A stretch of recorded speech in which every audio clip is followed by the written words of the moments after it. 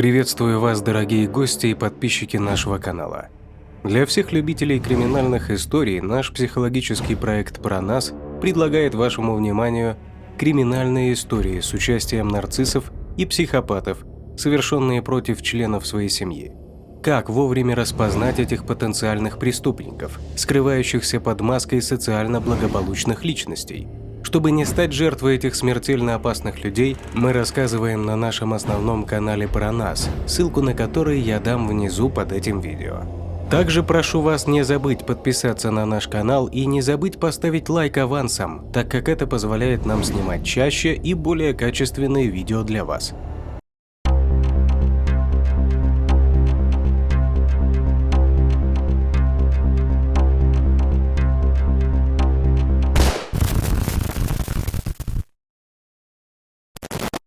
Энни Ле, аспирантка Йельского университета, зверски убитая в своей лаборатории. Энни Ле – восходящая звезда. Все, кто ее встречал, соглашались, что Энни Ле была выдающейся личностью. Она была умна и красива.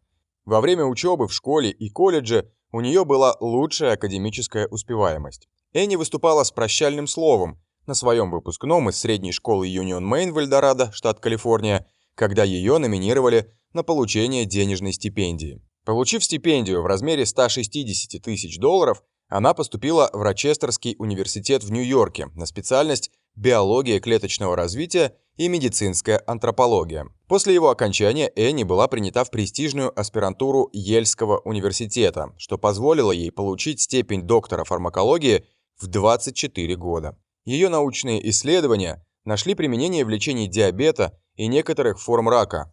Кроме того, она была влюблена и помолвлена. Скоро девушка должна была выйти замуж. Во время учебы на кафедре фармакологии Йельской школы медицины Энни нравилась всем, и у нее не было врагов, по крайней мере, все так думали. 8 сентября 2009 года, за 5 дней до свадьбы, Энни вышла из своей квартиры и поехала в офис медицинского центра, расположенного на кампусе Йельского университета.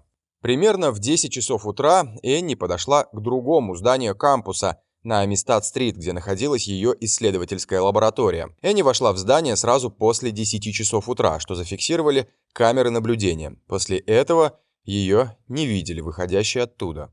Энни была известна как очень ответственная и пунктуальная девушка. К 9 часам того же вечера, когда она так и не вернулась домой, один из ее 5 соседей по комнате позвонил в полицейское управление Нью-Хейвена и сообщил о ее пропаже. Приехав в Йель для расследования, полицейские обнаружили, что здание и вся территория просматриваются около 70 камерами видеонаблюдения. Более того, вход в здание и его помещение был разрешен только тем, у кого имелась идентификационная карта Йельского университета. При просмотре видеозаписей полиция отследила, как в лабораторию вошла девушка небольшого роста, но так и не вышла. Для дальнейшего расследования работники правоохранительных органов оцепили здание и к поискам подключились Федеральное бюро расследования и полиция штата Коннектикут. Энни описывали как умную, веселую, энергичную и милосердную девушку.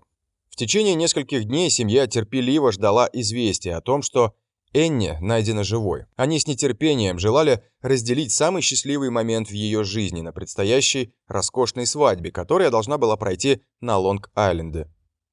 Никто не мог предположить, что ее найдут мертвой на территории кампуса в ее собственной исследовательской лаборатории.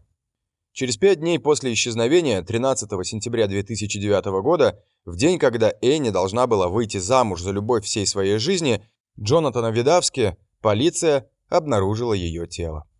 Мой прискорбный долг сообщить, что поздно вечером в подвале здания Амистад было обнаружено тело женщины. Ее личность пока не установлена, написал президент Йельского университета Ричард Левин в письме сотрудникам и студентам университета. На месте происшествия продолжают работать сотрудники правоохранительных органов, ведется активное расследование, и мы надеемся, что оно будет скоро завершено. Подозреваемый. В день, когда Энни пропала, ее однокурсник Реймонд Кларк III сообщил, что видел, как она выходила из Йельского центра исследований животных с 2 пакетами корма для мышей и блокнотом. Полиция немедленно взяла под подозрение 26-летнего Реймонда Кларка III, который был единственным человеком, работавшим в лаборатории с Энни в тот день. Расследование.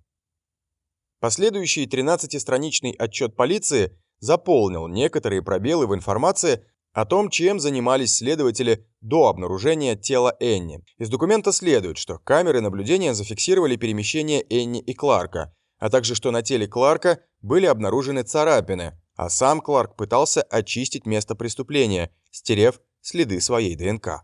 Хотя в документе не содержится мотивов преступления, источники, знакомые с ходом расследования, сообщили газете Hartford Courant, что между Энни, удушенной жертвой, и Кларком произошел рабочий конфликт. Согласно информации в отчете о расследовании, с 10:40 до 15:45 Кларк 55 раз входил и выходил из лаборатории, где работала Энни, и из другой комнаты дальше по коридору. Небольшая часть данных была отредактирована и, судя по всему, касалась обнаружения тела Энни. Когда Кларк в тот день покидал учреждение, полиция заметила, что на нем была другая одежда, нежели чем в тот момент, когда он пришел.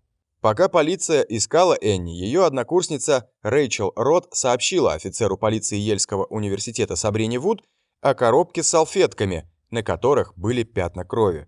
Салфетки лежали на стальной тележке в комнате, в которой Энни в последний раз заходила по своему пропуску.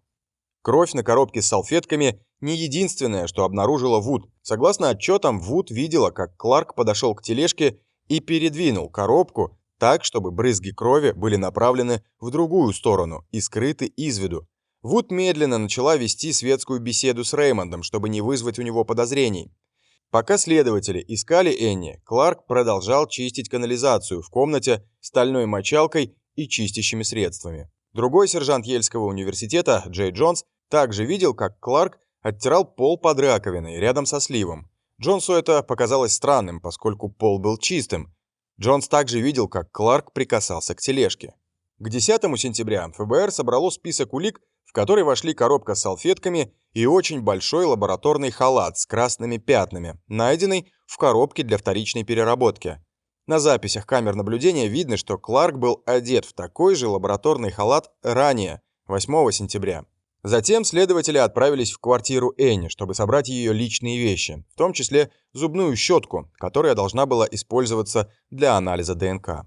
В результате анализа ДНК подтвердили, что кровь, обнаруженная на коробке с салфетками и на лабораторном халате, принадлежала Энни. 10 сентября Реймонд Кларк дополнил информацию об Энни.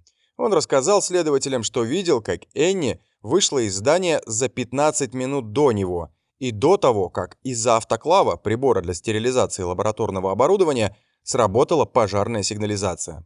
Этот разговор еще больше убедил следователей в необходимости сосредоточиться на Кларке. Поэтому они подали ордер на сбор ДНК, чтобы взять у него мазки изо рта, отпечатки пальцев, волосы с тела и обрезки ногтей. Реймонд Кларк проходил также проверку на детекторе лжи и с треском провалился. 12 сентября полиция обнаружила улики за подвесным потолком в коридоре здания, где вместе с носком была найдена резиновая перчатка в пятнах крови. Также была найдена и пара рабочих ботинок, залитых кровью, с надписью «Ray C», и синяя медицинская униформа, похожая на рубашку, в которой Кларк был запечатлен на записях камер наблюдения. Новые открытия. К этому моменту полицейские собрали значительное количество улик, но тело еще не было найдено. Однако бдительный следователь почувствовал запах разложения в районе инженерной панели в лаборатории. Следователи привлекли служебных собак, которые быстро обнаружили труп женщины в хирургических перчатках со спущенным по щиколотку нижним бельем. У женщины были сломаны челюсть и ключица. За стеной были обнаружены большое количество крови и изоляционный материал, которым пытались скрыть тело. Следователи также нашли окровавленный лабораторный халат и носок, похожий на тот, что был за подвесным потолком, а также ручку с зелеными чернилами. 15 сентября полиция провела обыск в квартире Кларка в Мидлтауне и получила образцы ДНК, которые были признаны совпадающими. В том числе совпал образец спермы, оставленный на месте преступления. Пятно на носке содержало ДНК как Энни, так и Кларка. Полиция возбудила дело. Кларк был арестован 17 сентября 2009 года в мотеле Super 8 в Кромвилле, штат Коннектикут. Ему было предъявлено обвинение в убийстве, и он был помещен в исправительное учреждение МакДугал-Уокер в Саффилде для ожидания суда. Признание в совершении убийства. В январе 2010 года Кларк первоначально не признал себя виновным, но позже изменил свое заявление в обмен на более короткий срок тюремного заключения. 17 марта 2011 года в зале суда, заполненном журналистами, вместе с женихом и семьей Энни, Кларк сидел с тихим и отрешенным видом. Он тихо признал себя виновным в убийстве Энни Ле. Его также признали виновным в попытке сексуального насилия. Кларк заключил судом соглашение о тюремном заключении на 44 года, до 2053 года. Во время оглашения приговора около 20 членов семьи Энни сидели, не выпуская из рук носовые платки. Мать Энни, Вивиан Ван Ле, и отец Хоанг Ле сделали эмоциональные заявления перед тем, как судья вынес приговор. Как сообщает New Register, пиковый момент наступил, когда Реймонд Кларк III со слезами на глазах выступал в зале суда. «Я беру на себя полную ответственность за свои действия», — сказал Кларк, зачитывая свое заявление тихим и срывающимся голосом. «Я один несу ответственность за смерть Энни Ле и причиненной огромной боли всем, кто любил Энни и заботился о ней», — говорил он. «Я всегда старался поступать правильно и избегать неприятностей, но мне это не удалось. Я забрал жизнь и продолжал лгать об этом, пока друзья, семья и жених Энни оставались в неведении. Я действительно никогда не хотел никому причинить вред или душевную боль. Все, чего я хотел, это быть хорошим сыном, хорошим братом и хорошим женихом, но потерпел неудачу. Дженнифер Хромоткам была помолвлена с Кларком, когда его арестовали, и сидела в зале суда рядом с родителями Кларка. «Я виню только себя, и нет никаких оправданий тому, что я сделал», — продолжал Кларк. «Энни была и всегда будет замечательным человеком, намного лучшим человеком, чем я когда-либо в своей жизни», — говорил преступник, по-видимому, ища сочувствия. «Мне жаль, что я солгал, мне жаль, что я разрушил жизни, и мне жаль, что я лишил жизни Энни». Судья Верховного суда Роланд Фасана сказал: «Страдания и муки семей душераздирающие». Он отметил, что соглашение о признании вины является целесообразным, поскольку оно позволяет семье Энни не проходить через эмоциональный и очень болезненный судебный процесс. За убийство 44 года лишения свободы. За попытку сексуального нападения первой степени 20 лет, которые будут отбываться параллельно, вынес приговор Фасана. Кларк по-прежнему находится в исправительном учреждении Чешир в округе Нью-Хейвен, штат Коннектикут. Прощание с Энни. Семья и друзья Энни собрались 26 сентября 2009 года в предгорьях Сьерра-Невады в Калифорнии, недалеко от того места, где выросла Энни.